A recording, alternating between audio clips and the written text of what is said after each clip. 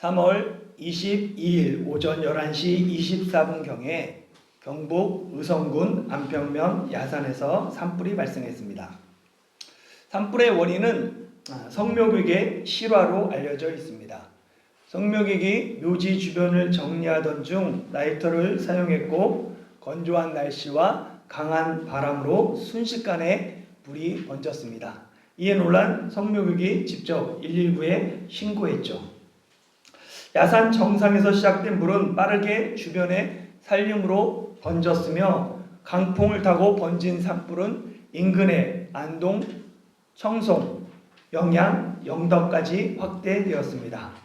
이 산불로 문화유산을 비롯한 주택, 공장, 휴게소, 창고, 어선 등 수천 곳의 시설이 피해를 보았으며 인근 교도소 재소자 3,400명이 대피하고 철도와 고속도로의 일부 구간의 운행이 중단되었습니다. 사망자도 계속 늘어나서 현재 30명이 사망했고 사망자 대부분은 60대 이상의 고령이었습니다. 이는 농촌의 평균 연령이 고령화되면서 젊은 사람이 농촌에 살지 않고 또한 고령 때문에 재난 문자나 재난 상황에 신속한 대피가 어려웠기 때문입니다. 산불의 원인은 번개, 화산 폭발, 자연 연소 등에 의한 자연적 발화와 인간이 화재의 원인인 인위적 발화가 있습니다. 인위적 발화로는 라이터 같은 인화 물질로 인한 화재, 불꽃을 발생시키는 장비인 용접기, 제초기, 전기톱 등으로 인한 화재, 예전에는 담배꽁초를 인한 화재가 많았지만 요즘에는 쓰레기나 부산물을 소각함으로 말미암아 일어나는 화재 등이 있습니다. 산불의 대부분은 자연적 발화가 아닌 인위적 발화가 원인이다 라고 말합니다. 한국의 경우 봄철인 3월과 4월에 산불이 많이 발생하는데 그 이유는 한식이나 청명, 춘분 등으로 성묘객이 증가하고 날씨가 따뜻해지면서 등산객과 캠핑하는 사람들이 늘어나고 봄이 되면서 농경지 정리를 위해 논밭을 태우거나 쓰레기를 소각하다 보니까 봄에 화재가 일어날 가능성이 다른 계절보다 더 높습니다. 그리고 봄철 산불이 대형 산불로 발달하는 이유는 건조한 날씨와 강한 바람 때문입니다. 한국은 가을과 겨울을 지나면 산에 많은 낙엽이 쌓입니다. 한국의 겨울은 건조하고 강수량이 부족하기 때문에 이 쌓인 낙엽은 습기를 먹지 못해서 바짝 마릅니다. 마른 낙엽과 마른 불은 작은 불씨에도 불쏘시개 역할을 해서 순식간에 큰 불을 일으킵니다. 거기다가 한국의 봄은 편서풍과 계절풍의 영향으로 강한 바람이 붑니다. 강한 바람이 불씨를 멀리까지 운반하면서 산불이 대형 산불로 커지는 것이죠. 또한 이번 경북 지역의 산불 피해가 유독 큰 이유 중 하나로 소나무 숲이 많기 때문이다 라는 분석이 있습니다. 산불이 발생하면 소나무는 땔감 역할을 합니다. 소나무는 송진이 많아서 활력수보다 1.4배 더 오래 타고 1.4배 더 잘 타고 2.4배 더 오래 탑니다. 또한 소나무는 겨울에도 잎이 그대로 있기 때문에 이게 불똥을 만들고 불씨가 수천 킬로미터까지 날아갑니다. 그래서 소나무 숲에 불이 붙으면 불길이 걷잡을 수 없이 확산되는 특징이 있습니다. 22일 의성 야산에서 시작된 산불이 24일 안동으로 번지고 26일 영양과 청송과 영덕 등 7개 지역으로 확산된 것은 이 지역들이 모두 소나무 숲이 많기 때문이라는 것입니다. 화재의 가능성을 높이는 인위적 요인과 건조한 날씨와 강한 바람, 그리고 소나무 숲이 자연적 요인이 결합하면서 역대 최악의 대형 산불이 일어났습니다. 그렇게 봄철에는 산에서 화기 취급을 자제하며 특별히 화재 예방에 주의를 기울여야 합니다. 예상보다 피해 규모가 크고 사망자가 많이 나오면서 산불 발생 시 처벌에 대한 관심도 높아지고 있습니다. 산불의 법적 처벌은 고의와 부주의로 나눕니다. 산불을 고의로 발생했을 경우에는 형법 164조에 따라서 1년 이상의 유기징역에 처할 수 있습니다. 자기 소유의 살림에 불을 놓은 경우는 고의적으로 불을 놓으면 1년 이상이고 다른 사람의 타인의 소유는 5년 이상입니다. 이 고의가 아닌 부주의로 실수로 산불을 발생시킨 경우에도 형법 170조에 따라서 3년 이하의 징역 또는 3천만 원 이하의 벌금을 처할 수 있습니다. 부주의로 인한 산불이 최대 벌금이 3천만 원입니다. 3천만 원은 사람에 따라서 크다면 크고 적다면 적은 금액입니다. 산불이 자주 일어나는 미국이나 호주의 법과 비교하면 좀 적다고 생각할 수 있어요. 미국은 주마다 법률이 조금 다른데 캘리포니아에서는 방화의 경우 최대 징역 20년입니다. 그리고 실화의 경우에는 최대 징역 6개월과 $1,000 이상의 벌금이죠. 우리나라 벌금은 3천만 원 이내이지만 미국은 $1,000 한 150만 원 이상입니다. 호주에서는 방화는 최대 25년의 징역형이고 만약 인명피해가 발생한 경우에는 종신형까지 선고할 수 있습니다. 호주는 부주의로 인한 실화도 최대 15년의 징역형과 최대 15,000 호주 달러 벌금이 부과됩니다. 호주와 미국의 법과 비교하면 한국의 처벌은 그나마 가볍다라고 생각됩니다. 한국은 고의로 불을 지른 방화는 징역형을 살 수 있어요. 그러나 실수로 불을 내는 실화는 대부분 집행유예와 벌금으로 끝이 납니다. 그러나 한국은 가해자가 그 피해 복구 비용을 민사상 손해배상으로 책임져야 합니다. 그렇게 고의든 실수로든 산불을 내게 되면 엄청난 경제적 손해를 보게 되죠. 그리고 처벌이 값없지 않습니다. 그렇기 때문에 우리에게 가장 잘 알려져 있는 불조심 표어인 자나깨나 불조심, 꺼진 불도 다시 보는 경각심을 가져야 합니다.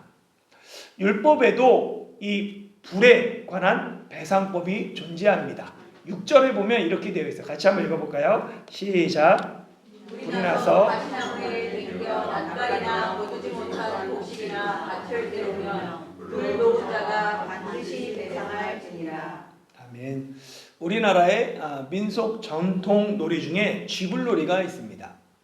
이 쥐불놀이는 정월 대보름 전날에 논둑이나 밭둑에 불을 지르고 돌아다니며 노는 놀이죠. 저도 초등학생 때 이렇게 철사를 맨 깡통에다가 작은 구멍들을 뚫고 그리고 그 숯이나 나무를 넣고 빙빙 돌렸던 기억이 있습니다. 원래 쥐불놀이는 봄 농사를 시작하기 전에 마른 풀을 태움으로 병충해를 제거하고 쥐의 피해를 줄이고 밭과 논에 마른 풀을 깎는 것을 더는 그러한 유익이 있습니다. 그 대신 쥐불놀이가 대형 산불로 변하기 쉽다는 문제점이 늘 있었죠. 이에 산림청은 매년 정월 대보름을 앞두고 쥐불놀이를 자제해달라고 당부합니다. 예전에는 병충해와 그리고 식량 증산을 위해 논두렁과 밭두렁을 태우는 쥐불놀이를 권장했습니다. 그러나 이후 해충에 강한 벼품종이 보급되고 논두렁과 이 밭두렁을 태우는 것이 해충 박멸에 도움이 되지 않는다라는 연구 결과가 나옵니다. 왜냐하면 이를 태우다 보니까 해충보다 더 많은 해충의 천적들을 죽이기 때문에 지금은 논두렁, 밭두렁 태우기를 자제해야 한다라는 목소리가 힘을 얻고 있습니다. 법적으로 산림과 밀접해 있는 100m 이내에서는 소각행위가 금지되어 있습니다. 산림과 닿아 있는 논두렁과 밭두렁을 함부로 태웠다가는 벌금을 내야 하고 부득이하게 태워야 할 경우에는 지방정부의 그 산림 관련 부서의 허가를 받아서 소방차와 산불 진화 대원의 도움을 받고 태워야 합니다. 될 수 있으면 논두렁, 밭두렁, 영농, 부산물을 소각하지 않는 것이 가장 좋고, 만약 태워야 할 때는 마을 주민이 함께 공동 소각하는 방법을 권장합니다. 고대 근동 지역에서도 개간이나 밭갈이를 위해 잡초를 불태우는 일이 빈번했습니다. 우리나라는 논이나 밭 가장자리에 두렁을 만들어서 약간 높게 올려서 논과 밭의 경계로 삼습니다. 그러나 고대 근동 지역에서는 가시나무를 심어서 밭과 과수원의 경계를 구분했어요. 그래서 불이 나서 가시나무를 댕겼다라고 지금 성경에 말하고 있는데, 이 댕기다라는 말은 불을 옮겨 붙이다 이런 뜻입니다. 그러니까 자기 밭에 놓은 불이 가시나무를 태우고 다른 사람의 밭에 번지면 이런 뜻인 거예요. 그래서 이 6절 말씀을 현대인의 성경으로 같이 한번 읽어보겠습니다. 같이 읽어볼까요? 시작. 만일 누가 밭에 불을 놓았는데 그 불이 걷잡을 수 없이 번져 남의 밭에 있는 곡식이나 베어둔 낫갈이나 밭 전체를 몽땅 태우면 불을 놓은 사람은 반드시 그 손해를 배상해야 한다. 여기 보면 낫갈이라고 되어 있는데요. 이 낫갈이는 나달이 붙은 곡식을 그대로 쌓은 더미를 의미합니다. 이거는 벼를 쌓은 거라서 벼낫갈이라고 말하는 거예요. 그래서 이 집단을 차곡차곡 더미를 쌓은 것을 시골에 가면 금성금성 많이 볼 수 있습니다. 그러니까 실수든지 고의든지 이웃의 곡식과 밭을 태운 사람은 반드시 배상해야 합니다. 배상할 때는 자기 밭에서 가장 좋은 것으로 배상해야 되는 거예요. 이게 5절의 말씀에 보면 사람이 밭에서나 보도원에서 짐승을 먹이다가 자기의 짐승을 놓아 남의 밭에서 먹게 하면 자기 밭에 가장 좋은 것과 자기 보도원에 가장 좋은 것으로 배상할지니라 라고 말합니다. 왜 하나님은 자기에게 있는 것 중에서 가장 좋은 것으로 배상하라고 말씀하실까요?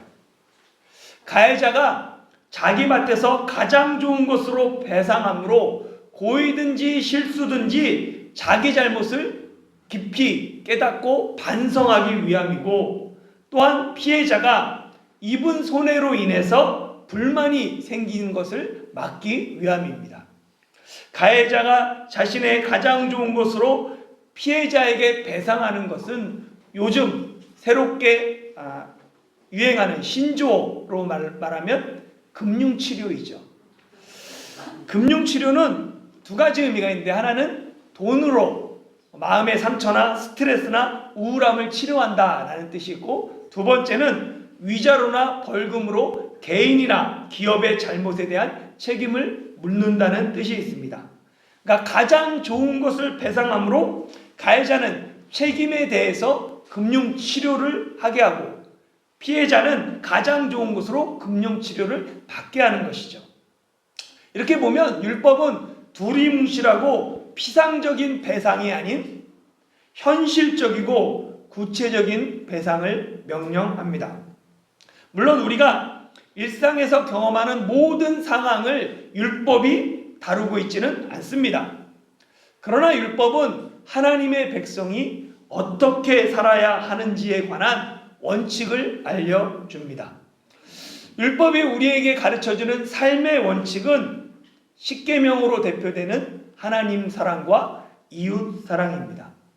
기독교의 하나님 사랑과 이웃 사랑을 상징하는 대표적인 상징물이 십자가예요. 십자가는 하나님이 인간을 얼마나 사랑한지를 보여주며 또한 인간이 이웃을 어떻게 사랑해야 하는지를 보여줍니다. 십자가의 세로 막대기는 하나님 사랑을 상징하고 가로 막대기는 이웃 사랑을 상징합니다. 십자가가 바로 서기 위해서는 언제나 세로 막대기가 반듯하게 서야 합니다. 그래서 기독교의 십자가는 세로 막대기가 가로 막대기보다 깁니다. 먼저 수직적인 하나님과 나와의 관계를 정립해야 나와 이웃의 관계도 바르게 정립할 수 있습니다. 이와 같은 원리가 예배에도 적용됩니다. 기독교 예배와 이방 종교의 예배는 큰 차이점이 있죠. 이방 종교는 사람이 신을 찾습니다. 그래서 이방 종교에는 자꾸만 예배에서 무언가를 얻으려고 해요. 받으려고 하죠. 그러나 기독교는 하나님이 인간을 찾아오셨습니다. 기독교 예배는 하나님의 사랑에 감사하며 하나님께 무엇인가 자꾸 드리려고 합니다. 기독교의 예배는 은혜를 받기 위한 목적이 아니라 예수 그리스도를 통해 받은 은혜에 감사하며 주님께 내 몸과 마음을 드리기 위한 것입니다. 기독교의 예배는 자기 만족을 위한 예배나 내 문제를 해결받고 복을 받기 위한 예배의 목적이 아닙니다. 내가 하나님께 받은 사랑에 감사하며 하나님을 높이고 하나님께 영광을 돌리기 위하여 우리는 예배 드립니다. 이것이 기독교 예배와 이방 예배의 다른 점입니다. 기독교 예배에서 십자가같이 수직적인 요소와 수평적인 요소가 있어요. 수직적인 예배의 요소는 우리가 하나님께 드리는 것이 있고 하나님께 우리가 받는 것이 있습니다. 우리가 예배 시간에 하나님께 드리는 것은 찬양, 기도, 헌금이 있죠. 그리고 우리가 하나님께 받는 것은 하나님의 말씀, 축도가 있습니다. 그리고 예배의 수평적 요소는 나눔과 친교입니다. 교회 소식과 성찬식, 이것이 대표적인 예배의 수평적 요소입니다. 물론 교회에 따라서는 교회 소식을 모든 예배를 마친 후에 하는 교회도 있고 우리 교회처럼 예배 시간에 교회 소식을 전하는 교회도 있습니다. 우리 교회가 교회 소식과 환영의 시간을 예배 시간에 포함한 것은 교회 소식과 환영이 예배의 요소인 나눔과 친교로 보기 때문입니다. 교회의 주요 기능 중에 가장 오해하는 기능이 친교입니다. 교회 기능을 4가지로 나눌 때 교회의 4대 기능은 예배, 교육, 전도, 봉사입니다. 여기다가 친교를 더하면 5대 기능이 되는 거예요. 교회의 중요한 기능 중 하나인 친교는 그냥 교회에 와서 즐겁고 행복하고 신나게 지내는 것이 아닙니다. 성도 간의 교제인 친교는 하나님의 말씀 안에서 서로를 돌아보며 삶을 나누는 교제를 의미합니다. 하나님의 말씀이 빠진 친교는 교회의 기능이 아닙니다. 교회는 장년들의 친목회가 아니고 아이들의 놀이터가 아닙니다. 우리 교회가 성경 공부를 강조하고 소그룹을 강조하는 이유는 말씀 안에서 서로 교제하기 위함입니다. 하나님의 말씀이 빠진 친교는 그저 모래 위에 세운 사삭 누각에 불과합니다. 그리스도인의 예배를 삼각형으로 표시할 수 있어요. 이 삼각형은 맨 아래 부분이 가장 넓고 위로 올라갈수록 면적이 좁아집니다. 이 삼각형을 3부분으로 나눠서 예배에 적용해 보면 맨 아래 가장 많은 사람이 참여하는 예배는 주일 예배죠. 그리고 중간 부분에 각자 드리는 개인 예배가 있습니다. 그리고 맨 꼭대기가 삶의 예배예요. 위로 올라갈수록 실제 이런 예배를 드리는 사람이 줄어듭니다. 예배의 삼각형을 시간으로 계산하기 위해서는 이 삼각형을 거꾸로 돌려야 돼요. 보면 주일 예배 시간이 가장 짧습니다. 일주일에 길어야 1시간, 길면 1시간 반. 개인 예배 시간을 매일 30분씩 예배드리고 주일 뺀다고 하면은 3시간입니다. 일주일에. 삶의 예배는 매일 24시간, 일주일이면 168시간입니다. 그리스도인이라고 불리는 많은 사람이 주일 예배를 드린 후에 일주일 동안 하나님을 잊고 살아갑니다. 엿새 동안 하나님을 잊고 살다가 주일에 잠깐 예배 드리면서 하나님을 위해 산다라고 착각하는 사람들이 너무나 많습니다. 이건 반대가 돼야 돼요. 주일 예배가 바탕이 아니라 삶의 예배가 바탕이 돼야 합니다. 일주일 동안 각자의 삶에서 하나님께 예배 드리는 삶을 살다가 주일에 공동체에 모여서 함께 드리는 예배, 이런 형태로 변화되어야 합니다. 예배의 원형인 구약의 제사를 보면 제사에는 반드시 제물을 들고 나왔습니다. 빈손으로는 제사에 참여하지 못합니다. 하나님의 은혜에 참여하기 위해서는 제물, 특히 피 흘림이 필요합니다. 오늘날 우리가 하나님께 제사하지 않고 예배드리는 이유는 예수님께서 십자가에서 제사를 완성하셨기 때문입니다. 예수님의 피 흘림을 통해서 우리는 하나님의 보좌 앞에 담대히 나아갈 담력을 얻었습니다. 이제 우리는 소나 양을 들고 하나님께 제사하지 않습니다. 우리는 각자의 삶의 자리에서 하나님을 사랑하고 이웃을 사랑하는 삶의 예배를 드립니다.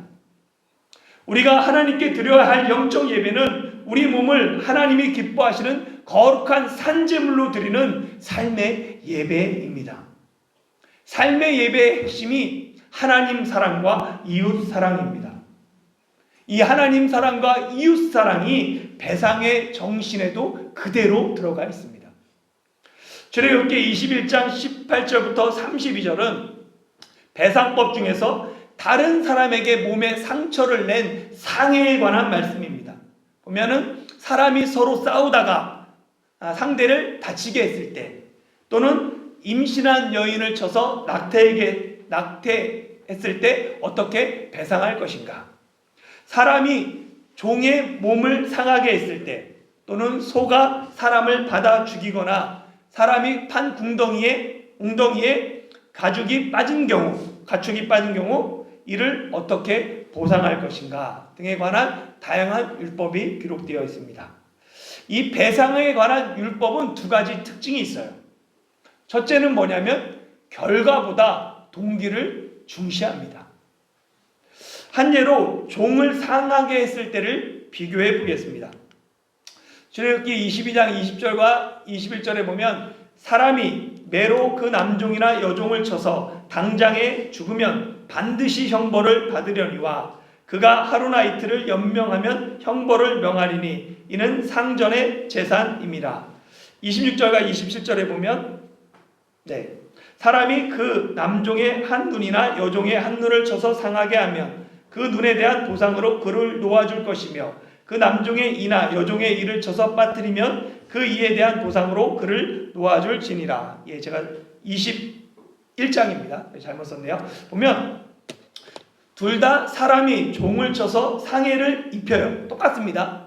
그런데 21절은 상전이 종을 때렸는데 종이 죽으면 벌을 받아요. 바로 죽으면. 그러나 죽지 않고 며칠 살아있으면 상전은 아무런 벌도 받지 않습니다.